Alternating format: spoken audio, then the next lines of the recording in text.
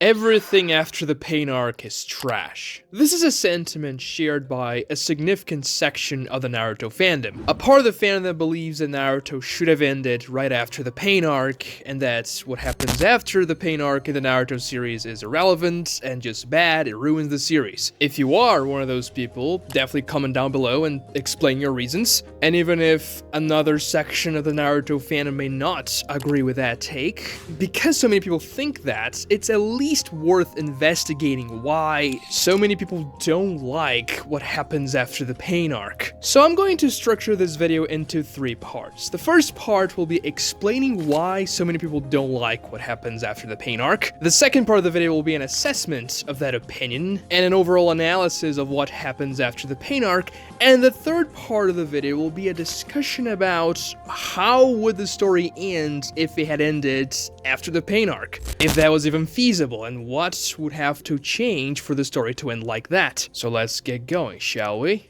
Part 1. The reasons. Like many things, people will have a lot of different reasons for not liking something. So there are a lot of logical explanations as to why people don't like Naruto after the Pain arc, and I'm gonna be going through all of them. Starting with the usual suspect, the filler. This is not a problem if you are just reading the manga. However, 95% of Naruto fans, and I think I'm over-exaggerating that number, have only watched the anime. And so you're gonna have to go through filler. Well, maybe if you started watching Naruto later, you could go through a filler list and just skip the filler episodes, which can also spare you a little bit of trouble. However, even in canon episodes, the animation can be very slow and repetitive, with a lot of recaps and just very slow-paced scenes so that the anime won't catch up to the manga when they were releasing. And yes, Naruto has always had filler. Ever since part 1, Naruto had a bazillion filler arcs.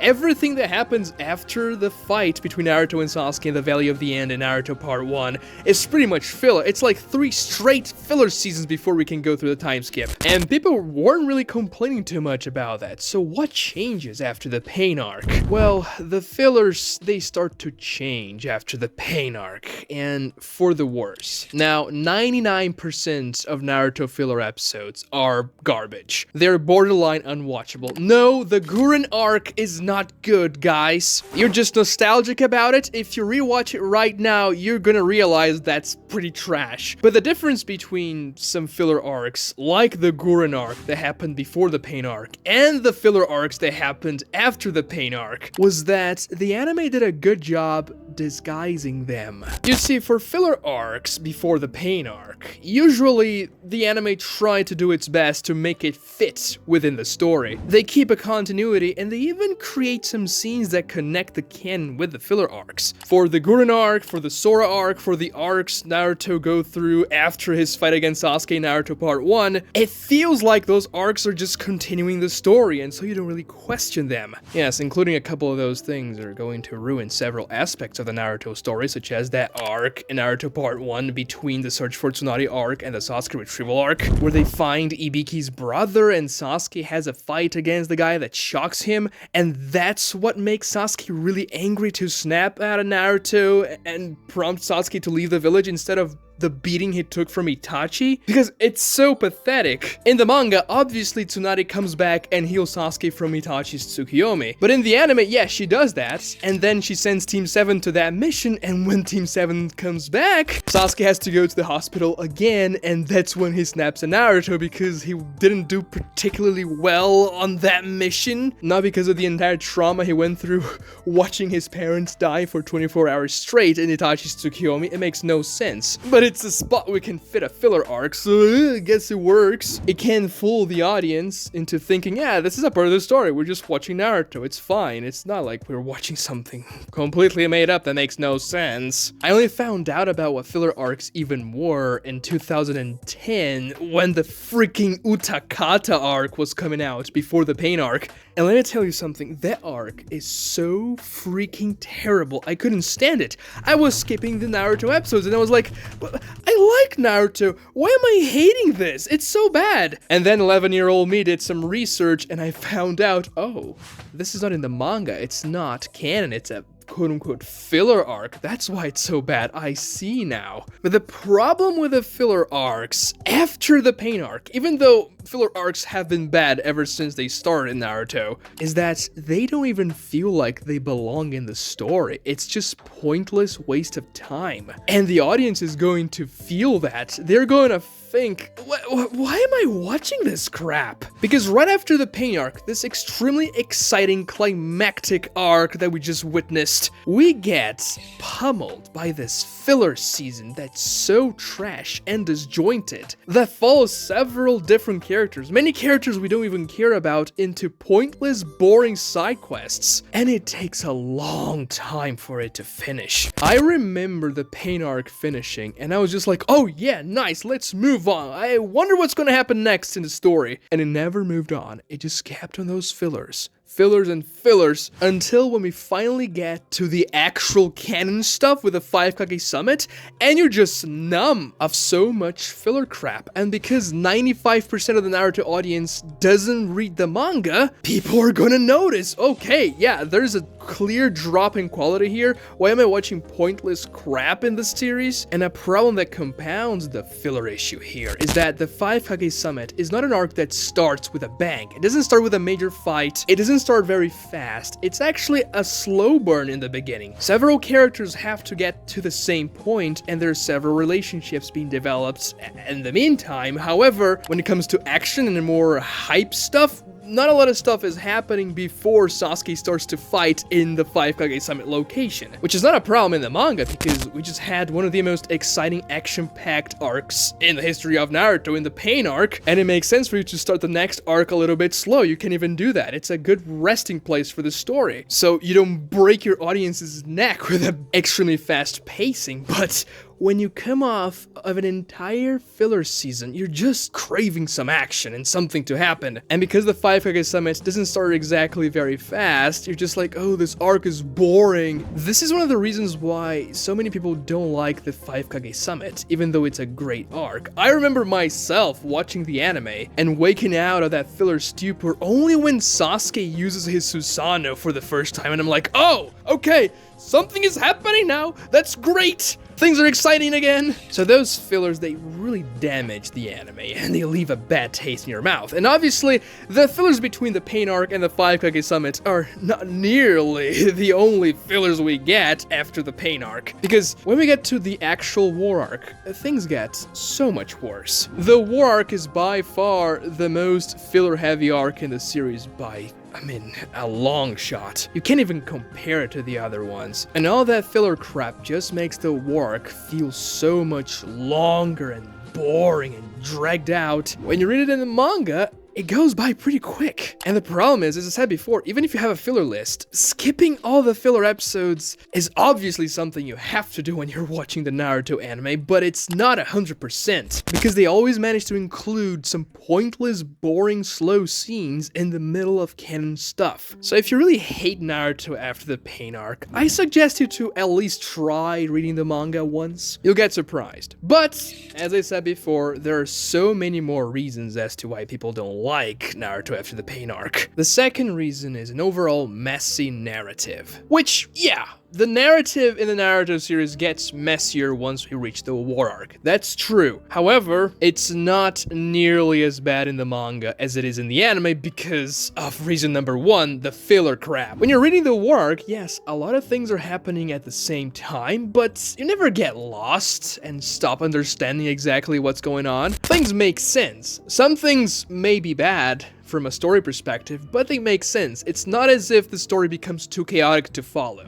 That's more of an anime fault here again. The third reason is that the pain arc feels too much like a climax, the ending of a story. And some people will argue that the Naruto series reached such a high point at the end of the pain arc that nothing can surpass it, therefore that should be the end. You should end the story with a bang. And yeah, that sentiment is correct. You should definitely try to end your story the best way you can, and the pain arc is extremely cathartic and climactic, however, it can serve as a midway point in the story, a climax in the middle. It doesn't necessarily have to be the end of the story. After all, a story as long as Naruto is going to have several climax moments for it to keep going. But if you're absolutely overwhelmed by work filler, it's understandable to think that, yeah, Naruto's never going to reach the peak it reached in pain arc, and what's the point of me watching the rest anyways? The fourth reason is power creep. It's a very common opinion in the Naruto fandom that the power creep got way out of hand towards the end of the Naruto series. The characters got simply too powerful, that ninjas didn't fight like ninjas anymore, and that, well, they were gods now, and shooting laser beams and explosions at each other that were the size of continents and stuff. And that mostly happens towards the end of the war, especially the second day of the war. People complain about the lack of hand-to-hand combat as well. But the problem is, this is a very shallow assessment of the series. Now, if the vibe the series gives you is that, I guess that's fair. However, let me give you a few counter arguments as to why this is not really a problem. First of all, we get by far the best hand-to-hand fight scene in the war arc with Kakashi versus Obito. And when people say they like hand-to-hand stuff, they're obviously talking about the anime, because hand-to-hand sequences in the manga are not terribly exciting. Like, they can be cool, but you can't make them too long, because otherwise you're going to occupy an entire freaking chapter, and the story would simply not move, because you would have to use way too many panels for you to develop an extremely complex battle scene with only hand-to-hand combat. That's why the anime can get away with it. It's difficult to animate, but you can do it much faster in actual screen time, and still deliver an impactful scene. So we obviously still get a lot of hand-to-hand combat in the war arc. We got Obito versus Kakashi, we get Madara versus the Alliance. Even in the final battle of the series, we get Naruto versus Sasuke just spanking each other. Also, when it comes to sheer power creep and the way things got out of hand, people blow this way out of proportion, because I think most people forget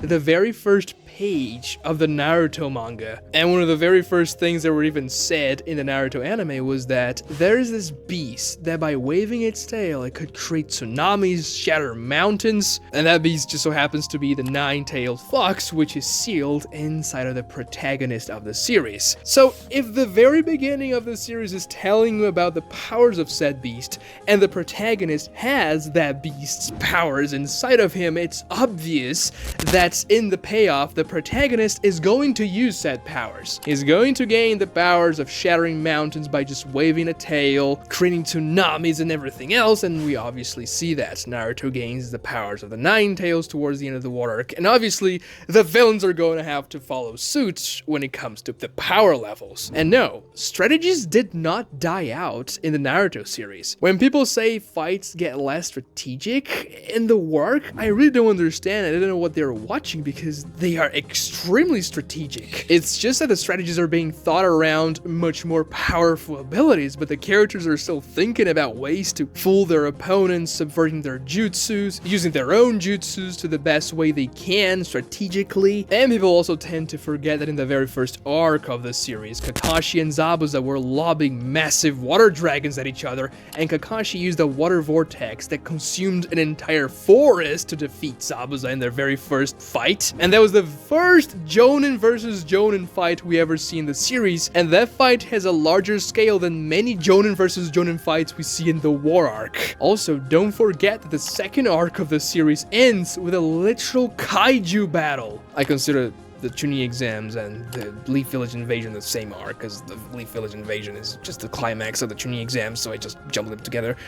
But that arc ends with Gamabunta versus Shukaku, and they spit water and wind bullets at each other that explode, destroying the forest all around them, and that's a 12-year-old Naruto versus a 12-year-old Gaara. The arc following that ends with another kaiju battle in the three-way deadlock. Jiraiya and Gamabunta use a combined fire-style jutsu that says the Leaf Village, and for some reason I've never seen people complaining about ninjas not fighting like ninjas in Naruto Part 1, even though those crazy battles were happening there as well. Yes, the characters get more powerful in Naruto Shippuden, but that's to be expected. When characters acquire extremely powerful new abilities, it makes sense, and the setups were done, even in Naruto Part 1, where we saw all those massive jutsus already. I mean, Tsunade was wielding Gamabunta's sword around like it was nothing.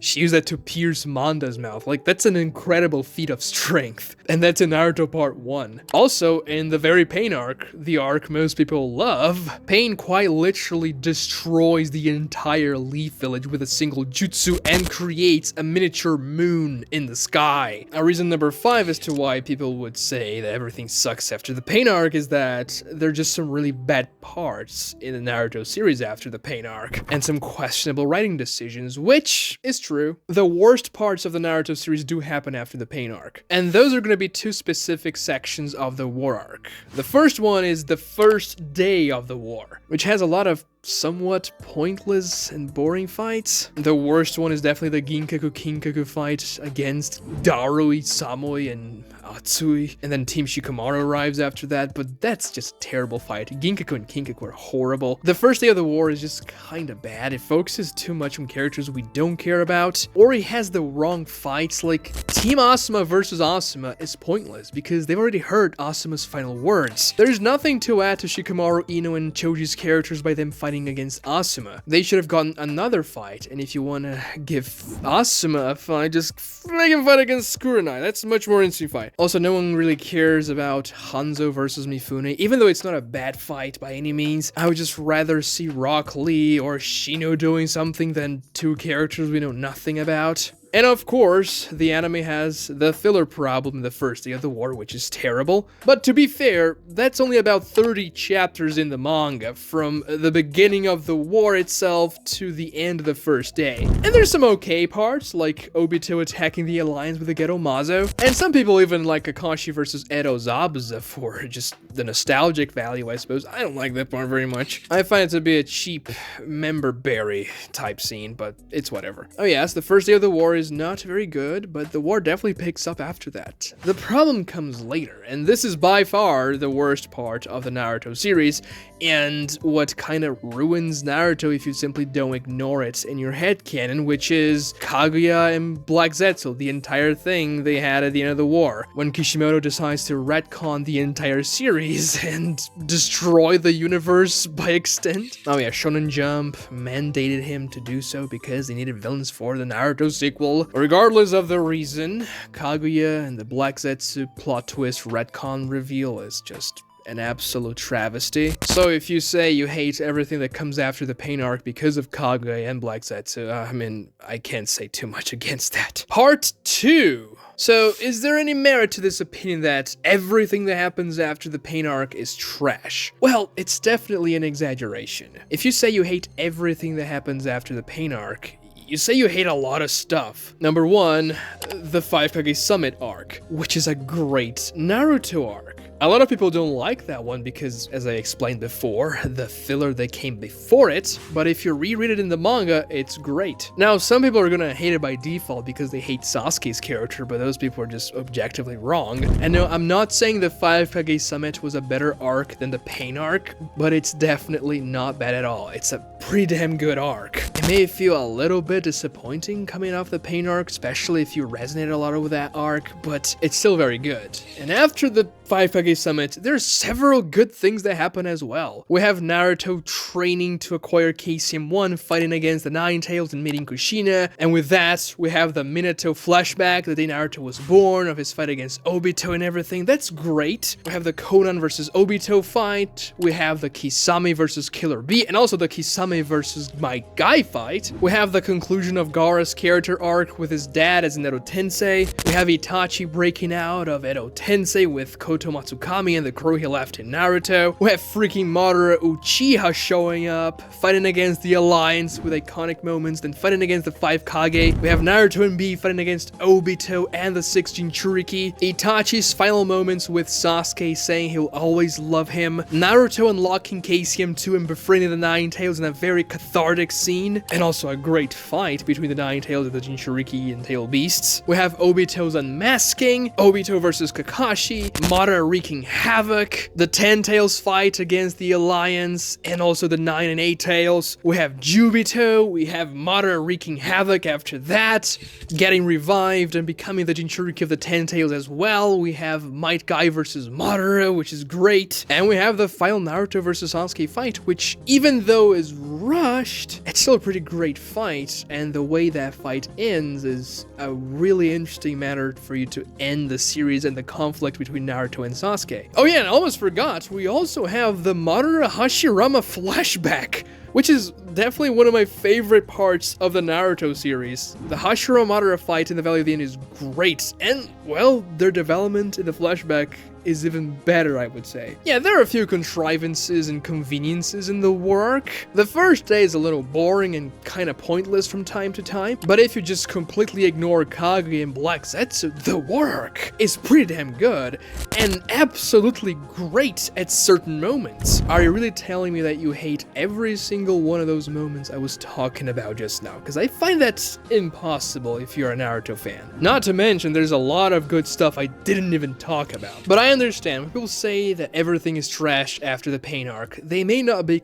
literal about it. No, some people may be literal and just hate everything that happens after it, but those people would be wrong. But some people may be just using that as an argument to say the series completely falls off after the Pain arc. Now, for the reasons I've been explaining in this entire video, I don't think that's the case. Some of the best moments in the Naruto series happen in the war arc, for example. The worst ones also happen in the war arc, so it's very paradoxical. But still, was there an alternative for the Naruto story that could have made it better after the Pain arc? Which leads me to part 3. Could Naruto have ended after the Pain arc? Now, bear in mind, saying that Naruto should have ended after the Pain arc is different from saying that everything that comes after the Pain arc sucks. You could say that a story that, even though continues and has some good stuff after a certain moment, would have been better if it ended beforehand. And this is the argument a lot of people have with Naruto and the Pain arc.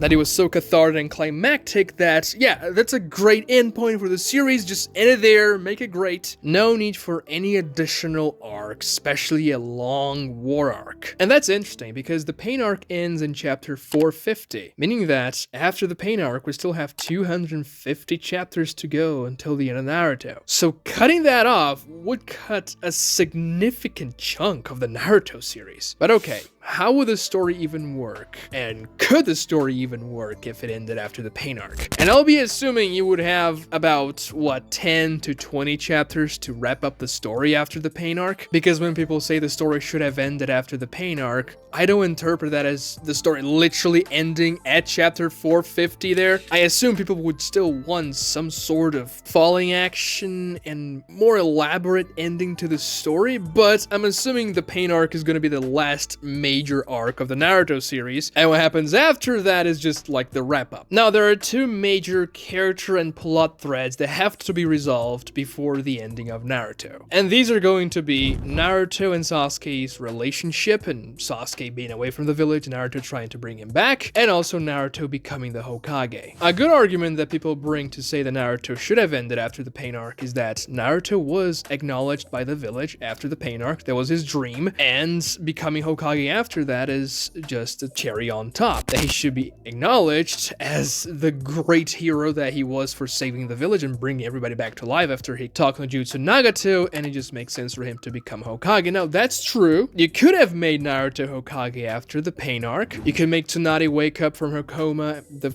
chapter after the Pain arc and just hand him the post of Hokage because of what he did, and oh, she's too old now, Naruto is the new blood, he's gonna be great for the village, Shikamaru can help him with the administration of the village and more strategic stuff. Sure, that can do. The problem is the Naruto Sasuke thing, because at that point of the story, Sasuke was bent on revenge towards the Leaf Village. So if you have like 10 or so chapters, maybe even 20 chapters to wrap up the Naruto series, you could have Sasuke attack the Leaf Village, or what was left of it, because it was completely destroyed after the Pain arc, and have a major fight against Naruto. A fight in which Naruto would eventually bring Sasuke back to the good side. Now, the problem for this particular fight is that it would be weird for them to just relocate to the Valley of the End. And obviously their final fight has to be in the Valley of the End, just like their final fight in part 1 was. It just makes too much sense. Like, after the war, Sasuke just says, yeah, let's go somewhere else. That makes more sense because Naruto and Sasuke, I mean, as well as Kakashi and Sakura are the only people awake at that point, so they can just move freely. Nobody's going to interfere. But in here,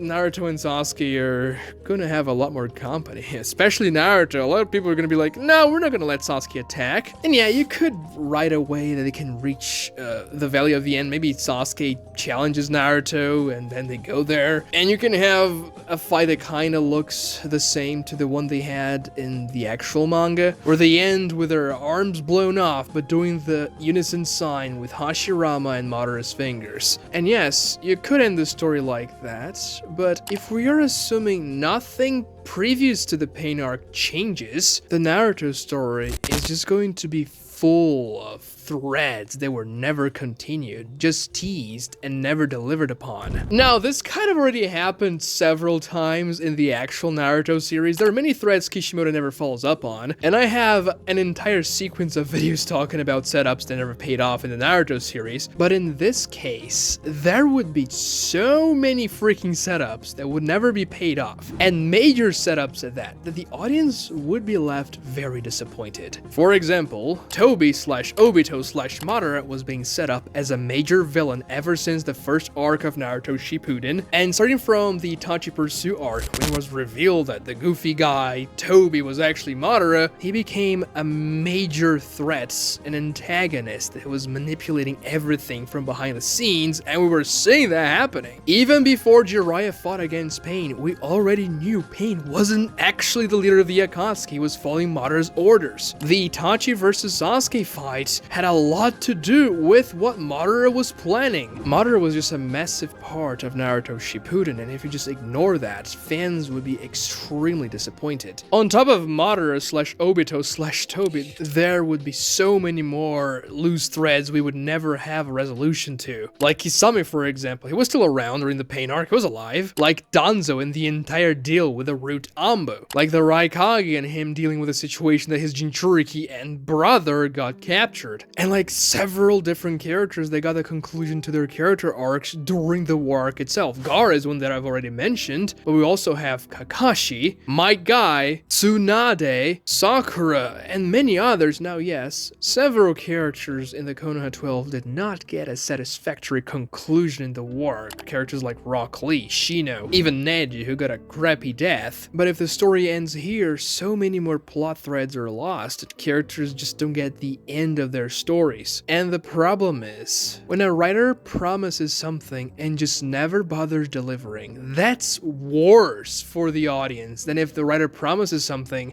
and the delivery is just bad or lackluster. Because wondering what could have been sometimes is more frustrating and infuriating than just watching something bad. Now, when it comes to something as catastrophic as the Kaguya Black Zetsu thing, then I would say, yeah, no, if you're gonna do something like that, just don't do anything. But if you're setting up Madara/Tobi/Obito as the main antagonist of the series, the one that's behind the Akatsuki and everything, and you simply stop and don't deliver that promise, the audience is going to be livid, and the ending of your series will be disappointing, even though the Pain arc may have been very climactic and an extremely well-written arc, because so many threads were left open. It's just not gonna be good. But okay, assuming we can go back and rewrite the Naruto story, getting rid of all those setups that wouldn't be delivered upon if the story ended after the Pain arc, would Naruto be better that way? Because then, well, we get rid of the problem of not delivering promises, so we're good, right? The Pain arc ends in a great way here, and no,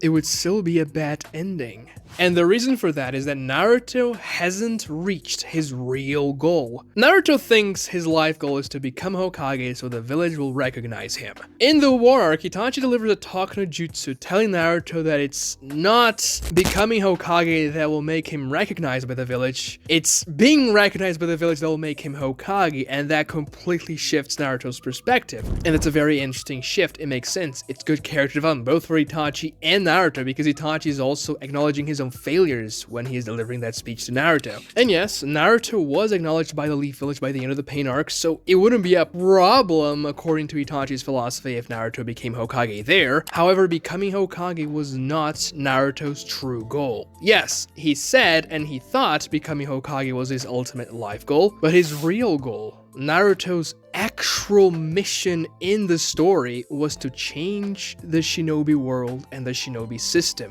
Naruto is a story about child soldiers. People may not think about that because it's a shonen, but it's true. The shinobi system is horrible and flawed in so many ways. Hashirama did a lot of good, but the system he implemented still perpetuated war and the death of so many children in the battlefields. Now, war is an inherent human condition. You can never stop war completely, but you can change the system for the better. And the point of the Naruto story was the journey of the protagonist, overcoming the curses he was dealt with in life through his bonds, enduring pain and hardship so that he can change the system around him and turn the world into a better place. And for Naruto to do that, he would have to unite the 5 major villages of the world so they would all be on the same page and therefore be able to change the system for the better, which is what we see by Naruto chapter 700. Now, I detest Naruto chapter 700, the final chapter of the Naruto series, because it works more as a prologue to the Boruto series than to an actual ending to the Naruto series. But at least we see that Naruto achieved this hidden goal, but his true goal of uniting the 5 major nations and bringing a better system to the world. And this simply couldn't be done if Naruto ended after the Pain arc. There would simply be no time for it to be believable.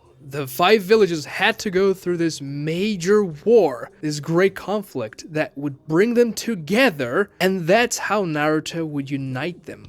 By being Naruto, by using his quote-unquote talk no jutsu abilities and convincing people they are more alike than they might think. That's how Naruto convinced people to get talk no jutsu. He related to them on a human level, and that's what he was doing to all 5 major nations when he was fighting alongside them. And yeah, the war arc lasted 2 days in universe. Maybe you can argue this is way too fast for the 5 villages to come around and all of a sudden be friends, but still, it was an existential threat they had to fight against. It's way better than nothing. If the war had lasted way longer, it would be more believable for the 5 major villages to eventually come together, for them to gain more trust in each other, but we still get the 5 major villages becoming allies and changing the system. And I mean, I guess you could make the 5 Kage go to the Leaf Village and, oh my god, Pain destroyed the village, let's all help each other now. But that would be an extremely forced ending to the series, and we didn't even know Inoki and Mei at that point, so they would just be random characters as far as we're concerned. The Pain arc works as a great midpoint to the story, but Naruto simply couldn't have finished after it. And also, we got some extremely good moments after the Pain arc as well. Some really bad ones, but some great ones. Watch this other video right here for more cool Naruto content. Don't forget to subscribe, like the video if you enjoyed it, and please ring notifications. That's very helpful and it only takes 2 seconds. Thank you so much for watching.